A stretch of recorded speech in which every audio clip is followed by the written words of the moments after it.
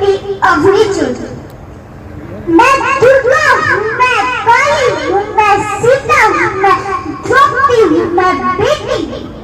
पुरुषों की इस दुनिया ने मुझे कैसे नियति है दिखलाई।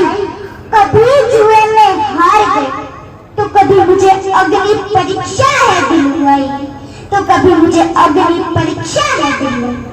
सतयुग हो या कलयुग हो, इंसान मुझी पर आता है। जिसने नारी का अपमान किया है उसका पतन जरूर हुआ है। इस बात का इतिहास गवाह है, इस बात का इतिहास गवाह है।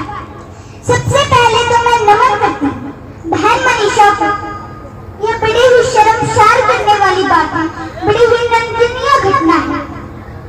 एक तरफ तो हम आजादी का पर्व मना रहे हैं और दूसरी तरफ एक बहन चीख कर अपनी इज्जत व अपनी जान बचाने की गुहार लगा रही है।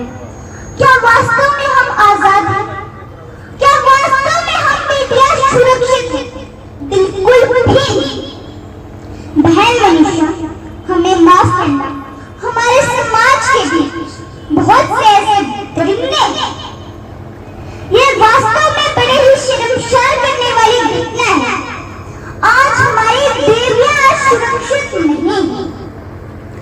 अरे दरिंदों, शर्म करो।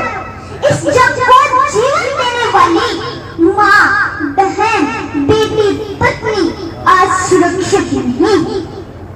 और मैं इसमें 101% कानून की लापरवाही मानती हूँ, क्योंकि जब मनीषा के पिता ने 112 पर कॉल किया था उसी टाइम कार्रवाई कर देनी चाहिए थी, तो शायद आज बहन मनीषा हमारे बीच ही होती, हमारे बीच ही होती।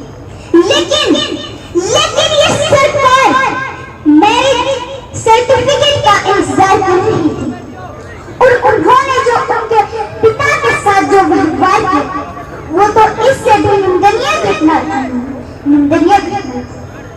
हम बहन को तो नहीं बचा सके, लेकिन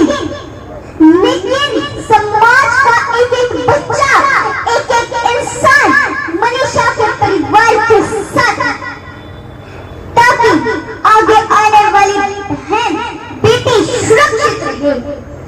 और मैं इस मंच के माध्यम से एक बात मुख्यमंत्री जी से बोलना चाहती हूँ कि मुख्यमंत्री जी, हमारी बहन को इंसाफ मिलना चाहिए। ये जो आप बड़े बड़े दावे के तौर पर किए जाते हैं, कहाँ गया वो नारा बेटी बचाओ बेटी पढ़ाओ? कभी सड़कों पर दुपट्टा खींचते हैं तो कभी तेजाब से मुझे जलाते हैं। नीयत तुम्हारी गलत है और हर बार मुझे गलत ठहराते हैं, मुझे गलत ठहराते हैं। मैं हर बार मारी जाती हूँ, कभी दहेज के लिए तो कभी रैप के लिए। हाँ, मैं वही हूँ जो कई बार जन्म से पहले मर जाती थी, जन्म से पहले मर जाती थी। 18 साल बेटी ने पाई खुशी, ये बेटी बाप का सारा लान जोगी हुई।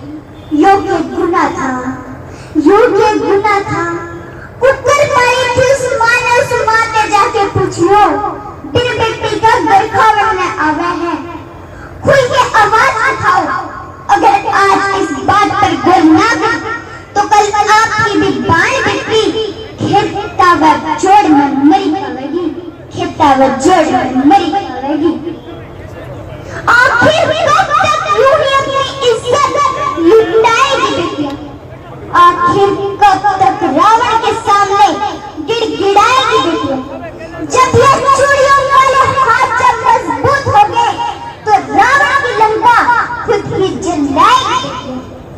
इस समाज से न जाने कब बेटा बेटी के भेदभाव की बुराई और न जाने कब तक लड़कियां सिर्फ सोएगी और न जाने कब तक हर युग में सीता को अग्नि परीक्षा देनी पड़ेगी और न जाने कब तक द्रौपदी की इज्जत यूं ही मिटेगी।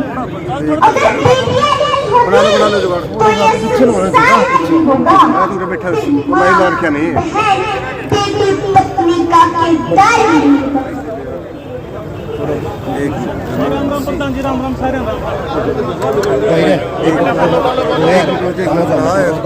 किरदार नहीं होगा।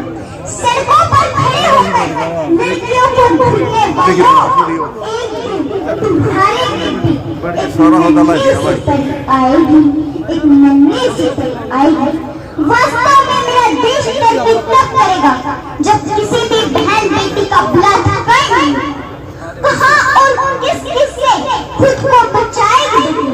हर रोज हर गली में मैं रावण से टकराएगी बेटिया, मैं रावण से टकराएगी। मैं समय का महत्व देखते हुए अपनी पंक्तियों को विराम देने से पहले मैं यहाँ जितने भी मेरे बड़े बुजुर्ग आए हुए हैं, जितने भी मेरी माता बहनें आई हैं, तो मैं आपसे बोलना चाहती हूँ कि जब एक बेटी घर से बाहर जाती है, जब आप उससे 1 से 4 बार पूछते हो कि बेटी इज्जत से रहना, कि बेटी माँ बाप के समाज में नाक हाथ कटवाया है, लेकिन आप ये बात आपके बेटे से तो नहीं पूछ रहे कि बेटा अल्लाह पूछ रहे ना, दूसरा की बाण बेटी अपनी बाण बेटी हो गए।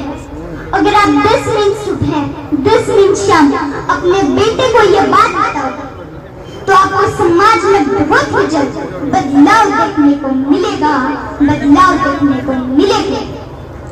अब मैं अपना ज्यादा समय न लेते हुए अपनी पंक्तियों को विराम देना चाहूंगी।